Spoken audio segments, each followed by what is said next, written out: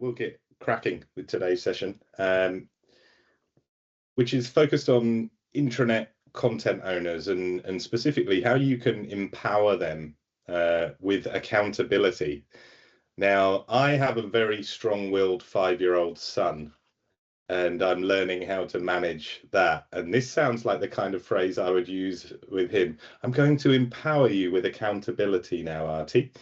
So I've only just realized that. It's yeah, a bit of an interesting one, that. But genuinely, what we're going to cover off today is looking at how you can use data to give people the ability to get proper insight so that they can genuinely take accountability for their intranet content. And obviously, being SWOOP Analytics, we've got a tool that helps you do that. And a sort of creation that we came up with is this concept of health scores and talking about intranet health. And so we'll show how that can be extremely helpful through today's session. So on the call, or leading the call today, it's let's be honest about this, Gemma, it'll mostly be me yakking on, won't it? And you'll be my wingman. Yeah. Gemma has a really extensive experience in the intranet space, in the channels space, internal comms guru, absolute gun. Myself, I pale into insignificance next to Gemma, but I come with over 15 years experience in the internal comms, digital workspace and organizational culture kind of space. So both Gemma and I are united in our obsession for data and how you can actually use, well, not so much data, I think it's more about insights. And those of you, I know there's many who've attended previous sessions that we've run, and you know our obsession is insights rather than data, because we don't want you just to be measuring stuff. We want you to be looking at analytics to get insights that can drive action. So today we're going to look at why intranet health is important and how you can understand what that means. So we'll give you a bit of an understanding of intranet health and why it matters. We've got some thoughts around who's responsible for the health of your intranet. And then we're going to get really practical in showcasing how you could really set your intranet content owners, your authors, your creators up for success. And as a bit of a thing to go, hey, stick around for the whole session, because towards the end, we're going to share a sneak peek at some of the key findings from our 2025 SharePoint intranet benchmarking report. So we've got a few of the key findings from that, which are quite interesting, I think. The full report will publish very soon in, well, I can almost say in weeks' time. So we're past the point of saying in a few months, we're into in a few weeks, in a month or so, that the latest report will publish. But you get a sneak peek today towards the end of today's session. What I want to do to start is get a little bit of insight into your environment as far as content owners across your intranet goes. So I have here a QR code for those with a mobile device. I will just grab a link to the form where you can share your answers and drop that in the chat.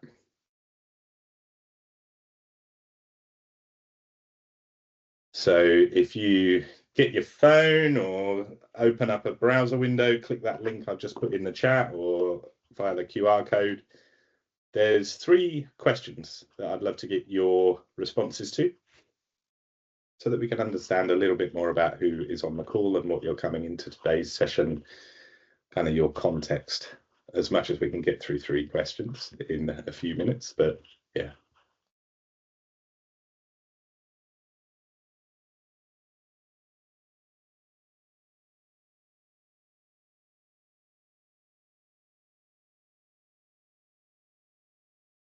And I'll just switch to sharing the results.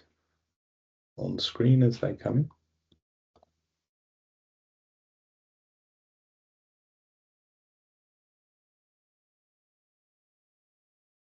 So this first question, do you run a decentralized publishing model? So by that we mean a model where content on your intranet is created by lots of different people across the organization, or even just a handful of people across the organization. The alternative, I guess, being that everything is centralized, where it's coming through a central team. So I think what we can see clearly here is from the submission so far is reflecting what we generally see as has been the industry trend towards operating a more decentralized content model across the intranet. We do see that scales though, so some are more decentralized than others, or maybe the scale of that decentralization and the impact and the burden and the demands that puts on those of us in the center as intranet managers or people who are responsible for managing the overall intranet. The number of authors that you have can make a big impact, and it's really interesting to see the responses here, where many of you, the majority of you on the call, have more than 100 people creating content on your intranet. I mean, that just straight away speaks of challenge, right? How on earth do you ensure the quality and the consistency of that content? In terms of what you're currently measuring, this is where it gets really interesting. Not a surprise to see in the center there, page views. I know we're talking a small number of respondents, but I think that would probably be reflected across, if we had 180 responses rather than just 18 at this point, we would probably still see the same thing, where in intranet land, page views still are an absolute central piece of the metrics pie. I'm not too wedded to the importance of page views per se, particularly when you think about what I was saying at the start, how we're always banging the drum to say, can you get insights from the data that are going to drive action? And page views is something that I look at and go, well, that's a very classic metric where it's data to report rather than insights to improve. There's ways page views can be really useful, really valid, of course, and of course we need to report on performance. But it's good to see some of the other things around, like heat map, time approvals,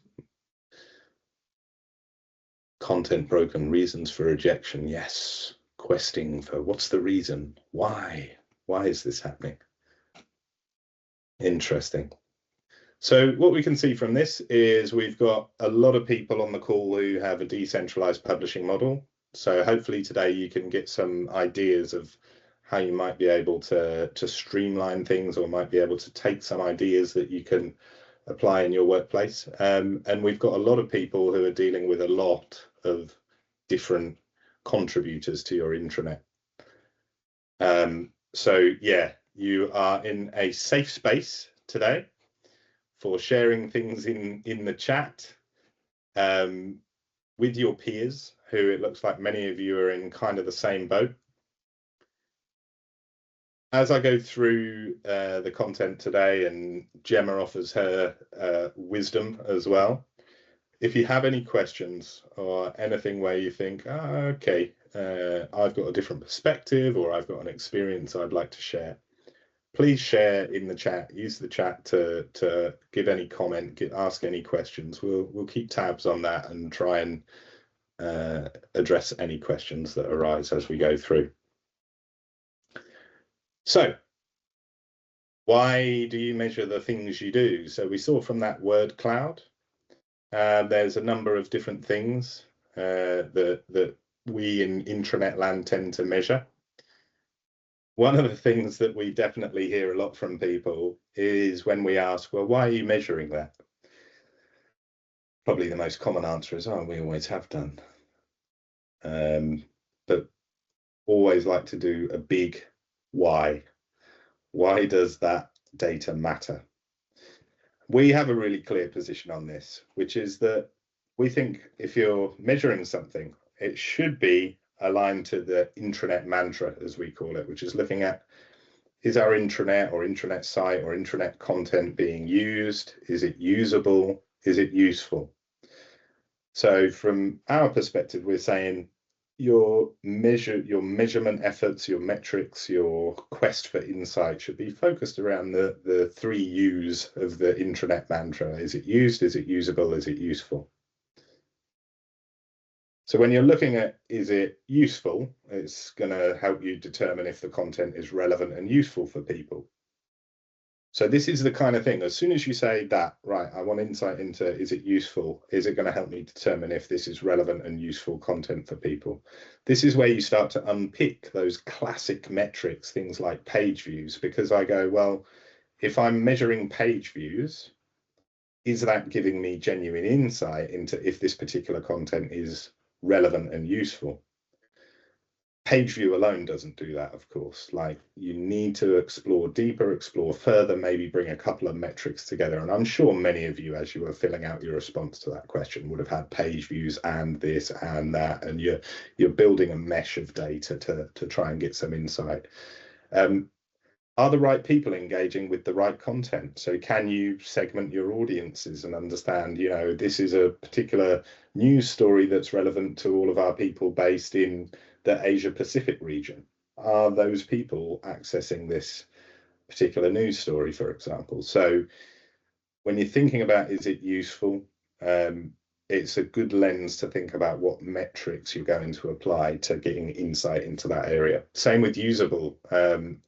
Is the content actually simply usable? Are there any training and support requirements around it? Is it too complex? Is it not comprehensive enough? Is it working on the page? And then in terms of, is it used?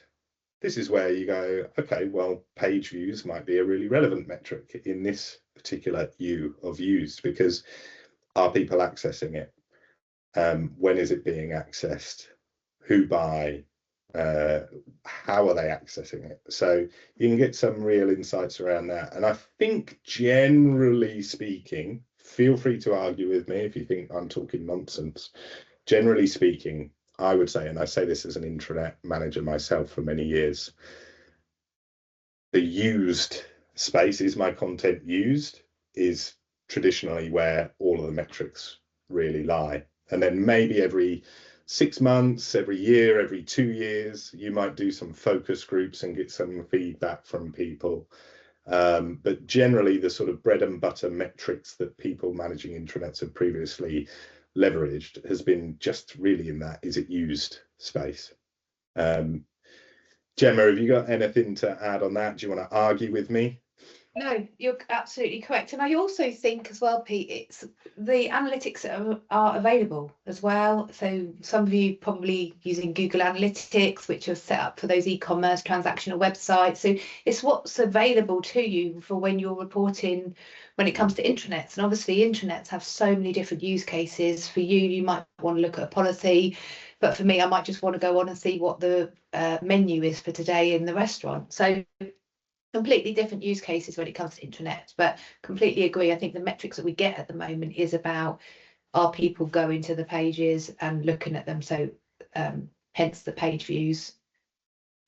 Yeah, and it can then be a whole lot of effort to go deeper than that, right? If that data is not immediately readily available to you, and you think, okay, I've got to now source some people to run some workshops with, or do some focus groups, or even create a survey and then manage all of that, like suddenly things can get a bit hard to go and get that deeper feedback that can drive real improvement. Yeah, and intranets can become quite unwieldy quite quickly as well. It is, so it's hard to, you know, when I'm talking to people, you know, my Friday afternoons, I used to just block my Friday afternoons out as an intranet manager to try and cut through some of that content to check that, was it up to date? Was the content correct? You know, were the names on pages? It's really tough. So, you know, and you're only scraping the surface. So you know, you are quite limited, and probably most of you here, if you're an intranet manager, you're probably you on your own managing that team of 100 content authors. So it's a tough job of the intranet manager. Yeah, it sure is. And actually, just you mentioning then, yeah, like managing this team of 100 content authors, content owners, content editors. In fact, if we look at this question of who's responsible for the health of your intranet, it just is another really important task that falls to the people who are kind of owning the intranet, is to make sure you really define the responsibilities and accountabilities for the different roles. Even within this group of 100 plus people who are contributing content, there's different roles there. Are those people all clear on what they need to do? One of the experiences that I've definitely had in the past, I'm sure you have, Gemma, and lots of people that we talk to about managing a decentralized content owner network or content contributor network. There's a wide range of commitment level to the task at hand of managing your intranet content. I used to just struggle when I was managing a big content owner network across a group of companies on this particular intranet. Probably the biggest thing that I struggled with was that you had such varying levels of enthusiasm for the task at hand.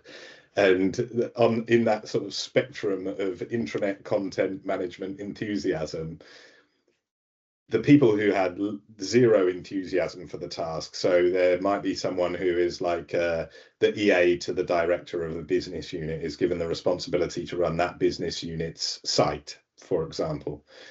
To them, it's just another task that they have to tick off, and they're just waiting to be told, here's what I need to do. Like, I'll make sure things are up to date, but that's it.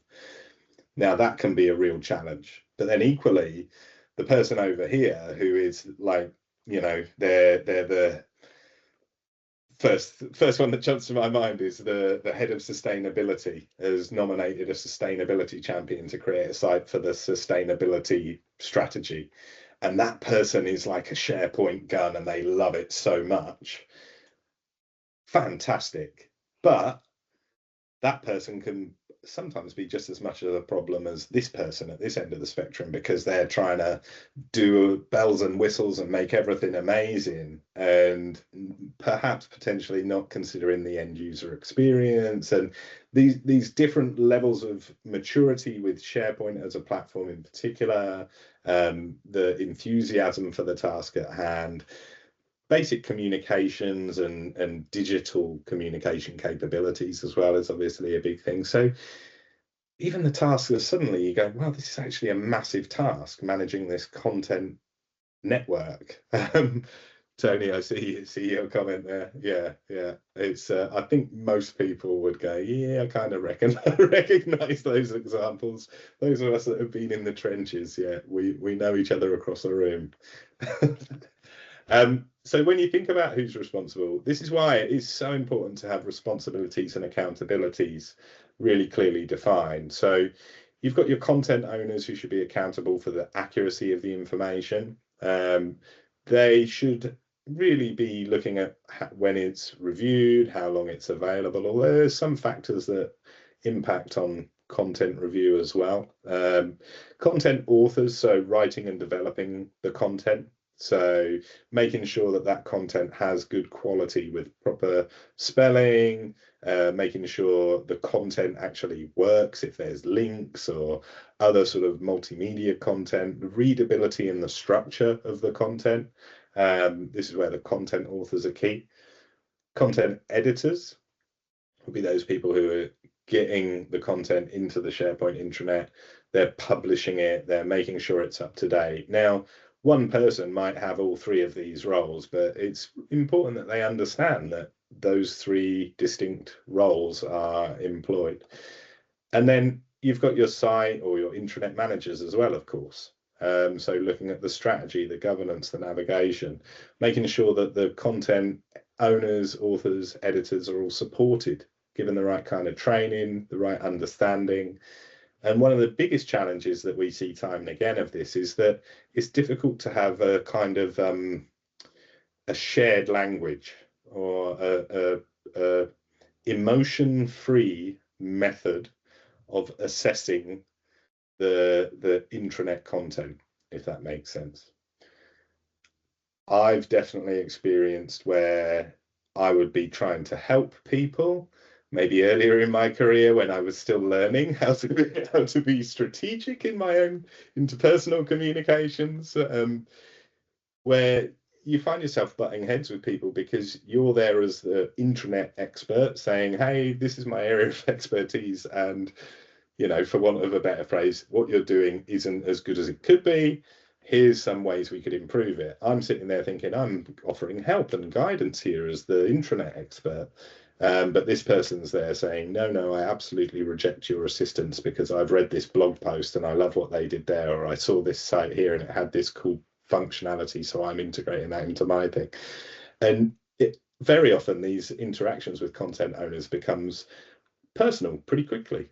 Or you're asking someone to remove content because no one's reading it, but to them it's the most important thing in the world. So creating this sort of shared language, shared understanding of the roles and the purpose, and then having a way to measure that and get sort of information that can guide people to a better way of doing things is really important. Gemma, I've waffled on there. Have you got anything to add on this point? No, I think exactly what you just said. It's tough, and you do have to have those conversations. Just, you know, think about why are people coming to the site, what people need to know rather than what they want them to know. It is so important. And I know as we go on, Pete's going to share some findings from our benchmarking report, so I'm not going to go into too much detail, and we'll cover that towards the end. But you know, we've got the data to back it up, and so all this stuff that we're going to share with you at the end, you can use this when you are training or working with your content owners to really help set them up for success. Because it you know, as Pete said, it's most of the time it's just been given to them. They don't know technology. It's writing for the web, it's accessibility, it's readability. There's so much that goes into it. So it is, you know, you do really have to support that network and that community of intranet authors. Yeah, for sure.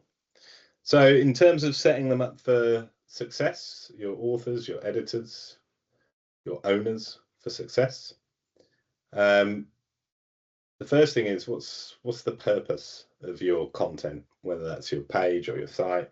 And again, those who've been to stuff we've done before will know purpose is the biggest thing we keep banging the drum of, but it's so fundamental and essential as a foundation for the success of the intranet, is to understand, right, what's the purpose of this. That example you just gave then, Jem, of, you know, this piece of content that to someone is the most important thing that they have to share, but you know, if they can't elucidate what the purpose is for the business or for their colleagues in the business, more importantly, then really it should fall at the first hurdle of going, come back when you actually got something that's really purposeful, not for you as an individual, but for the business and the people in the business. That's a really important piece there. So in terms of how we can really empower you with SWOOP data. Now, this is a lot of SWOOP examples I'm going to give you, but hopefully for those of you who don't have access to SWOOP currently, you can look at this and get some ideas that will inspire you to think, oh, maybe if I could find a data point that might come close to this sort of thing, or get the angle that you're thinking about a challenge through might help you. If you are lucky enough, and I know a fair few of you on the call are SWOOP customers, in terms of that thing of, is my content being used? You know, I'm the creator, I'm the owner of this content. Is it being used? SWOOP can give you that confidence by giving key statistics on your visitor activity. It'll tell you the device is being used to access your content. You can see in an instant what the top performing content is. So for those sitting in the center managing a decentralized network, you can see this at a whole of intranet level. So you can really quickly see, okay, yes, these are the most popular things on the internet. This is the stuff that's really being used, you know, one of those key use. You can use it for some common governance and quality things, looking at the age of the content. It'll give you clarity about reach for that content. So once you start thinking of this, you can go, well, if I'm sitting in the center, managing this network of owners, I can start to see and get insight into how that network of owners are creating content that's contributing to the whole internet experience, just by looking at is it being used, but through a slightly more advanced lens than available from the out-of-the-box Microsoft data. Where I think SWOOP really comes into its own, and this is something where, again, just to try and sort of get you thinking a bit differently about it, is thinking about, is my content useful? Is it usable?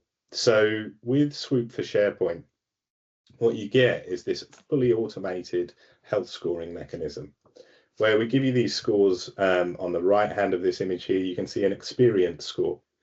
So that's basically telling you, is the content easy to read and understand? So automatically it will look at the readability. It will tell you about, are you breaking up your content on the page nicely so that it's easy for people to consume? From a quality perspective, it will automatically pick up any spelling mistakes, any broken links. It'll give you a rating based on the age of the content, and really sort of automate highlighting to you any real quick and easy fixes that you can make to the quality of that content. And then engagement on the left-hand side.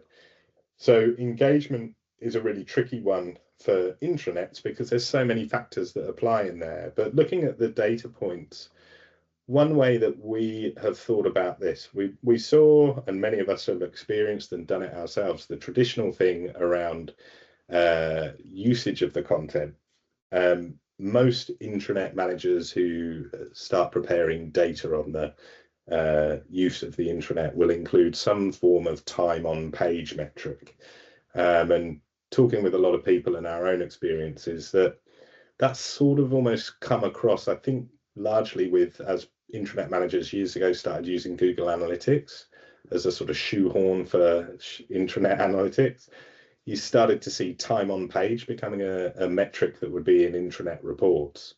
But actually an intranet is a very unique beast compared to an external website. On an external website, most commonly you've got some form of commercial or informational imperative to get people staying on your page or on your site as long as possible. With an intranet, it's much more functional, or there's components of it where that keep them on the page piece applies, but there's large components of your intranet where actually you just want people to get in, get out, get what they need to do and be gone.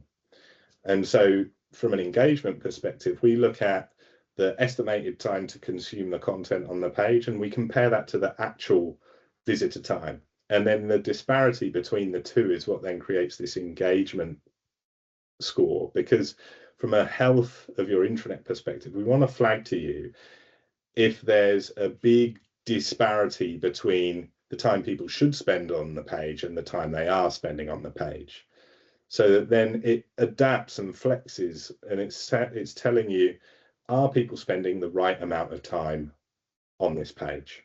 So it's not just how much time are they spending on there, it's is it the right amount of time?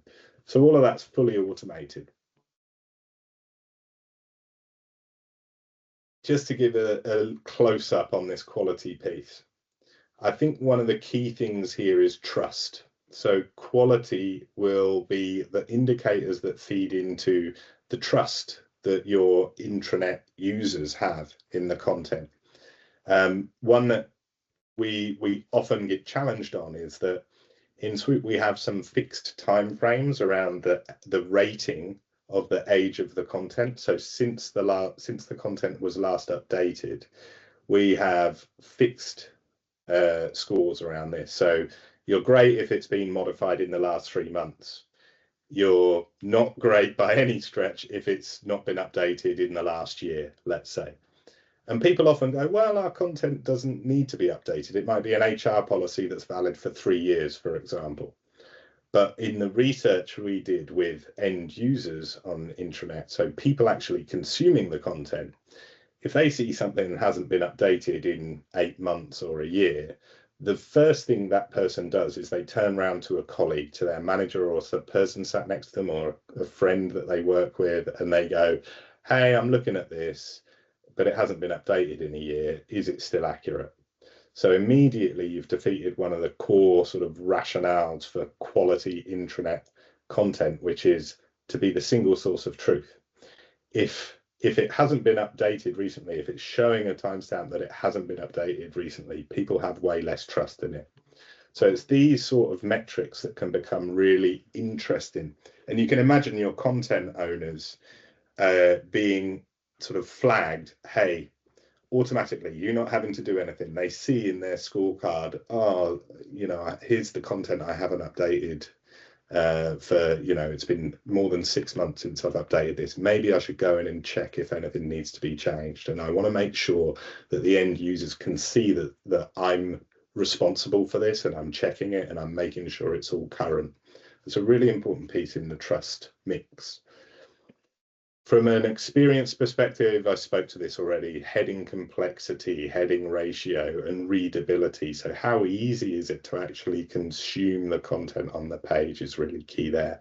And engagement, I've explained there that we really want to be getting some form of engagement metric that speaks to the right amount of time for the purpose of the page. Another great thing we can do when we've got all of this richer data being interpreted in richer ways is we can start to do things like building out these visitor personas. So we can analyze through our benchmarking research, we're able to analyze, okay, how much time, depending on the type of page and the purpose of the page, are people spending a amount of time that allows them to just glance at the content on there and then jump away? Do we want people to be really speed reading what's on there? You know, maybe it's an article, a news article that's about entering a competition and you just want them to get in, get the gist of it, click on a link, and that's what they're going to do. So you might be happy that people are speed readers. They're spending enough time to quickly scan and take the action that you want them to take. Or you may find that the majority of people consuming your content are campers, which is those people that are spending way too long. So once you can start building out these sorts of personas based on the proper data, you can start to understand, okay, well, if I did have a scenario where instead of 63% being glancers, 63% were campers, there's a few things then that I can think, well, I need to do some remedial action here. So maybe they're campers because the content is really complex. I can then compare to the quality metrics. I can look at the experience metrics, and I can start to connect the dots and tell some stories where the data can get me a whole lot further down the road than just looking at page views, for example. So, and when I say down the road, I mean down the road towards improvement. That's the key piece. So, and when we talk about improving content, we've got some magic that happens off the back of this health scoring, where in this report, the example on the page now, pages with issues, what SWOOP can do is in a couple of clicks, it can show you, hey, here's the priority page that you should pay attention to. So you want to make the improvements, you want to prioritize making the improvements to the pages that are going to give you the biggest bang for buck.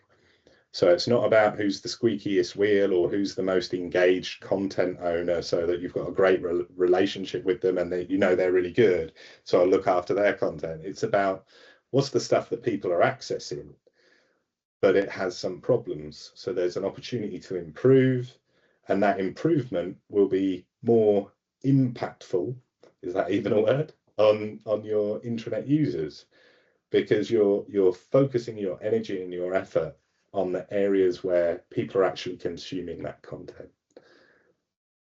So some really simple examples there around how bringing the data together, bringing the different elements of data that SWOOP can provide, can convert into some really practical and actionable insights. And all of this you can give your content owners access to Swoop. You can have Swoop access sitting in the center. So you can really effectively manage at scale across this really challenging cohort of content owners, content authors, with a focus being on prioritizing and improving content.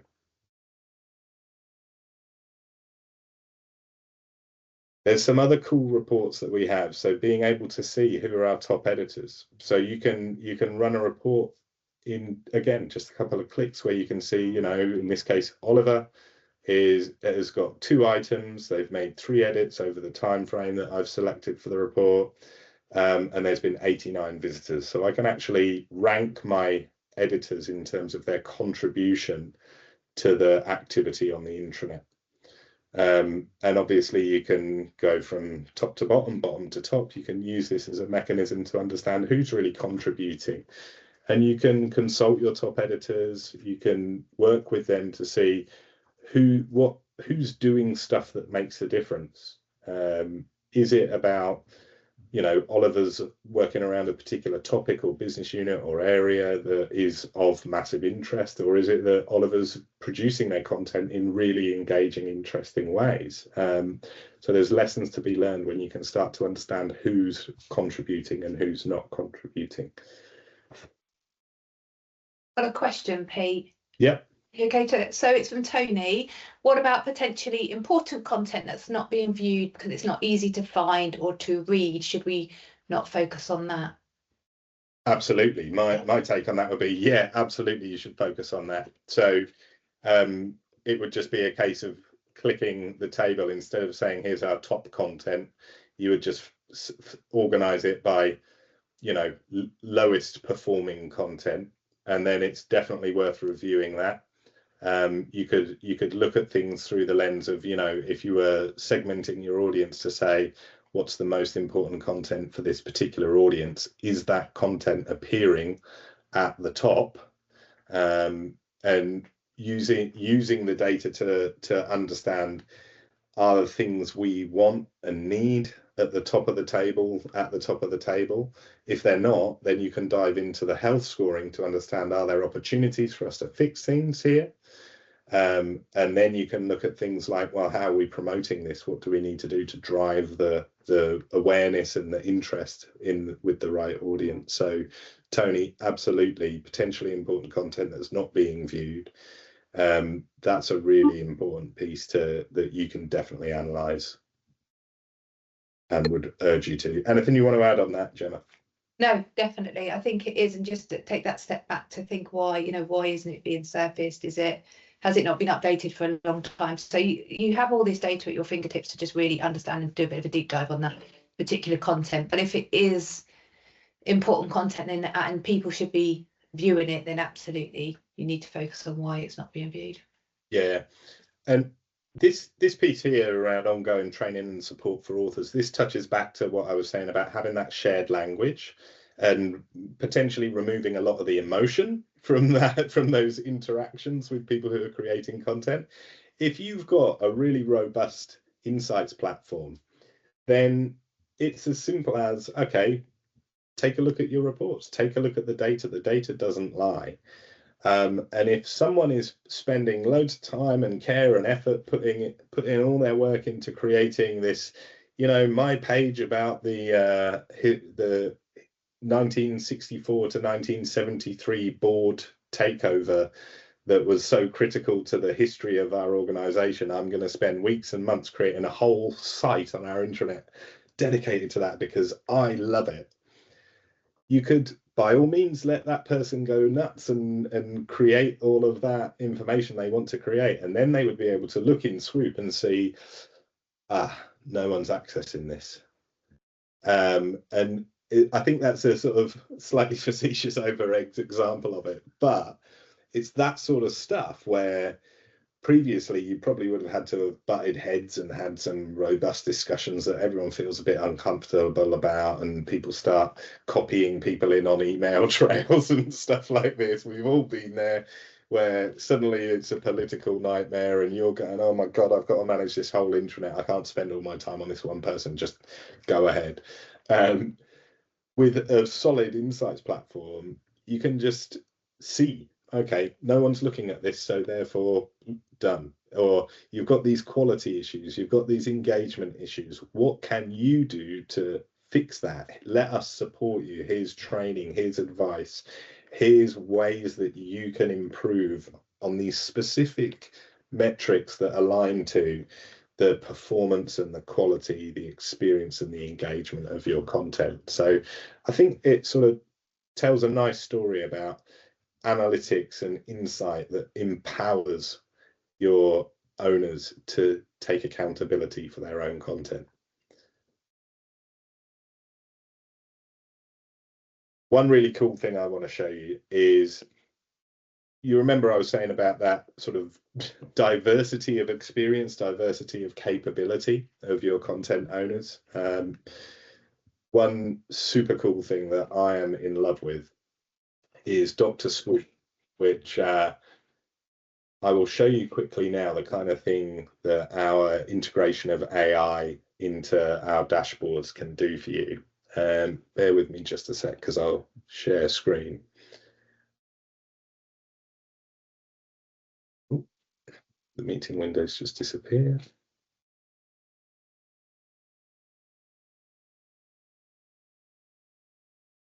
There we go, I've got it back. So I'll just show you this. So even if you are the most inexperienced person when it comes to insights and analytics, with Dr. SWOOP, you've got this amazing capability where, okay, so I'm looking at the whole intranet here, and I'm going to go, what's the health of the intranet looking like?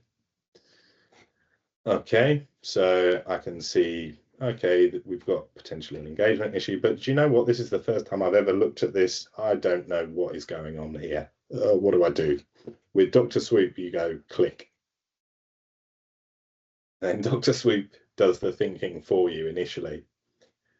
It will give you a detailed explanation of, look, here's what you're looking at right now. Here's a summary of the data that you've got on the page. Here's some advice around where you might want to go with this.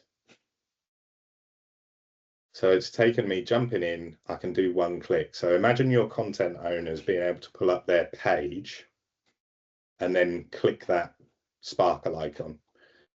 And it's saying to me, would you like help with anything specific? What happens if I just say yes, please?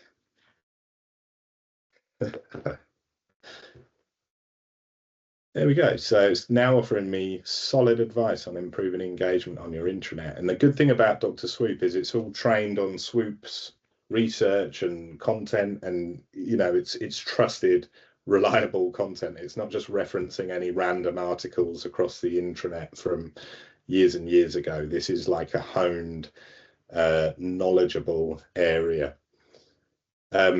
So you can see why I'm in love with Dr. SWOOP, and I wanted to show you that because we're talking about this topic of really decentralized content ownership with varying levels of capability. So another reason why I am wearing the red SWOOP sweatshirt and singing the praises, because this kind of stuff I would have dreamed of having when I was managing intranets, and part of me almost is tempted to go and get some real beast of an intranet to wrangle with a massive content owner network just to get SWOOP in and start using it to manage that network. So that AI overlay, hugely beneficial when you're dealing with such a wide range of capabilities, such a wide range of motivation level around your intranet content. In terms of what you can do with all of this data, how you can approach things, again, it comes to, well, what are the sort of questions that you're asking and what are the kind of timeframes you're dealing with? I just wanted to show a little example here of some of the kind of things that you might be empowering people to think about. So, you know, if I've got 5 minutes in a day and I own a site, or I own these 5 pages, if I've got 5 minutes free, I could jump into SWOOP and see that things to fix report. Do any of my pages need fixing? Are they high priority? Where do I want to focus my effort? Because I've only got 5 minutes and I really want to do something that's going to improve the experience for my intranet users. On the longer term, being able to, you know, sit there and pull up all the content on the intranet that I'm responsible for, whatever that scale of responsibility looks like, and being able to quickly make a couple of clicks and see where's all the things that have readability issues, where are all the things with spelling mistakes or broken links or engagement challenges, and then I can start analysing that and thinking about that and mulling over those longer term challenges around, are there stylistic changes we need to make, are there training needs that we need to address? And then from a campaigns perspective, where often you've got a team of people looking at the content involved, you can start asking and answering, most importantly, you can answer questions like, am I reaching the right audience? Do I need to do more promotion? How are we promoting our intranet content? Is it working effectively? Are there different mechanisms that we could try with certain campaigns and test and learn from new approaches? Am I publishing at the right time? It's a great question. So, and that can vary by audience, vary by purpose, all that sort of thing as well. So you can start to see getting this richer data. Richer data leads to greater opportunity to get actionable insights that can drive that transformation of your intranet experience. Now comes the good bit that you've all been hanging on for, the sneak peek at our SharePoint intranet benchmarking insights. So I want to calm your excitement a little bit. This is just some of the key findings. There is a whole lot more to come when we publish the report. In terms of what the report covers, we actually analysed 28 organisations, real intranets, the real life behaviours of, you know, almost 250,000 intranet visitors, over 160,000 intranet pages, with a decent split between those being news pages and content pages. So this is solid numbers that we're talking about. So you can put some solid faith in the kind of input we're getting here. Gemma, do you want to just cover this off quickly? And just speak to maybe 2 or 3 of your favourites on here. Yeah, sorry, I'm just answering Helen's question. Helen, if you want to catch up afterwards, or I'll cover that in a minute. So, so we know, so from benchmarking report this year, so this is hot off the press. We haven't released the benchmarking report yet, but we have seen that the fact that 93% of employees are going onto the intranet. So this is an actual increase from last year, only by a few percent, but actually it's gone up. So 93% is core. Most of you here, your intranet may be that single source of truth. It may be that way that everyone's using. Artie's just joined the call. So 93%, huge. So massive for you to say to your intranet authors or intranet owners that 93% of it accessing the internet. Now news is being read. It is being read. 62% are visiting news pages, but more people are going to content pages. So think about why people are going to that intranet and think about that news churn. Okay, and so in last year's report, I think we found that people are spending it was about 8 minutes on a page and less on a news article. So use this data here to really think, like, do you need the news that you're putting on it? It goes back to what people need to know rather than what people want to know. So that's your news, but the average time that people are spending on the internet is 6 minutes. So it goes back to that whole persona piece that Pete showed you, the speed reading. 6 minutes, it's a time budget, and it normally means 6 minutes as spent looking at more of those SharePoint pages rather than those news articles. And even if you have more news articles or more content on there, it doesn't mean that they're spending more time, 6 minutes per page. They've got 6 minutes a day that they're going, which is around 30 minutes a week. So think about that when it comes to your intranet. Streamline that content, make sure you're getting rid of anything old and out of date that's not relevant anymore, and just creating an intranet where people need to go. And Helen, I'm just going to sort of reference yours about the private. So how I used to have my intranets, it was, you know, everything that used to go on an intranet was open to everyone. Everything on that intranet was accessible to everyone. If people had a private site, I'd encourage people to do that in Teams, and if they wanted that, they can go to that, but it wouldn't hang off the intranet. The intranet was there to support people to do their job, give them the content that they need to complete their roles successfully. I feel like there's a lot here to take in. It's, you know, the data that we give you is amazing. I'm just going to say that Monday, Tuesday, Wednesday, they seem to be the highest times that people are going on that intranet. So think about when you're going to post your content, Monday, Tuesday, Wednesday. We see a peak at 9 a.m. and we see a peak at 2 p.m. So morning starts and then after lunch. So if you're thinking about getting news, if you can auto publish it, maybe think about getting it up for 8 a.m. Monday, Tuesday, Wednesday, or 1 p.m. So then when that peak hits, you've got content on your page. So that's Monday, Tuesday, Wednesday, 9 a.m. and 2 p.m. And then for those of you that are using tools like Viva Engage, we see a spike on Viva Engage towards the end of the week. So it is really, you know, it's not always just the intranet. Most of you here will be probably using your intranet, you're using email, and you're using tools like Viva Engage. So have that real omni-channel approach when it comes to internal communications. But we will be sharing these slides so you could take this away and then frame some of your training around some of these insights from the benchmarking report. The final thing is to make sure that you can access that benchmarking report when it's published. And also, hold on 1 second, Bertie. So I can take it. It's fine. I can, so if you these QR codes, so pre-register for our SharePoint Internet Benchmarking report, so it's going to contain those insights I've just shared. I've actually written some articles about setting your content owners up for success because it is so important, so you can share that report. And then we've got the SharePoint Intranet Festival that's coming in May. So I cover the US. So for the US, I've got Citibank, we've got Comcast sharing their incredible intranet, and we've got a company called Prologis. So they're going to be joining for North America. For EMEA, Pete, who have you got?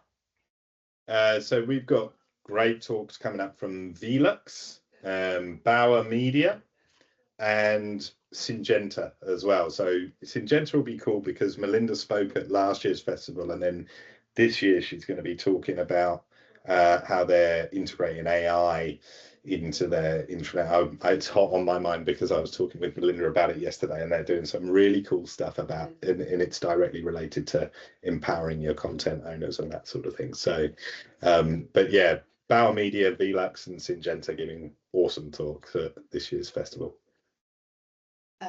Perfect. And I see Anna, you said, please can you say the time spent on news versus content? So it was, so time spent, so I'm going to run off last year's data. So I think it was 15 minutes on a content page, is that correct? And then it was less on a news page, but when you put it in the median, I think it worked out, so I'm going to say this one, it worked out as 7 minutes on a content page, and I think it was about 2 minutes on a news article page. There's not a lot of time being spent on news article pages at all. So really, and we've also, one of my questions I asked actually when we were looking at the insights last year was, what's the sort of optimum time to put on a news page? Because I've worked in comms team where that you know, 5 news articles a day, and people just don't have that time to catch up. So actually, a news article, you see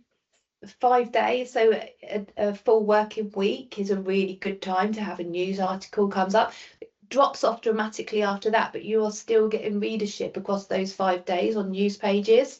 So do try and avoid that news churn if you can, because, and Tony, this might go back to your, you know, that content people really do need to see, that important content. Can you leave it on? Can you create a news article from it? Can you keep it up for that full 5 days? I know sometimes you want to refresh that content on the on your intranet. I get it, but actually you've got to think about your, you know, part-time, people off sick, people on annual leave, people on vacation. So you've got so much to cover when it comes to news articles.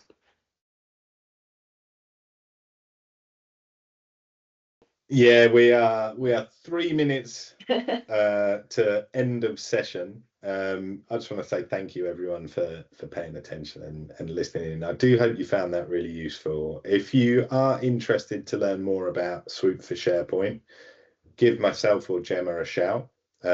You can see we're definitely practitioners who have sort of accidentally ended up on the vendor side of things, but it's not such an accident. It's because we used Swoop data ourselves in a number of organizations, and we see the transformational power of really insightful analytics. So there is a little bit of a sort of weird cult-like vibe that we often give off of like, come join us. But seriously, if you're at all in a position to explore getting Swoop at your fingertips, I urge you, and I know Gemma would do just the same, like it is so powerful. You've seen the examples we've given throughout today's session of the kind of data that you can get from Swoop for SharePoint. Imagine if you're running a SharePoint intranet with 150 different content owners. Imagine if you could turn something on that you could give everybody access to who's managing content and say, right, you're accountable for your content, but at the same time you can still sit in the center and keep tabs on everything and make sure that you're ensuring the quality and providing the support you need. It genuinely, it's the kind of stuff I would have dreamed to have had at my fingertips when I was managing intranets. So if any of you are sitting here thinking, oh gosh, how can I get my hands on that, don't be shy, give us a shout, get in touch, and we would love to help you. But yeah, hopefully we'll see you all at the SharePoint Intranet Festival, and I hope you all download the SharePoint Intranet Benchmarking Report when that's published. But most importantly, thank you very much for your time today.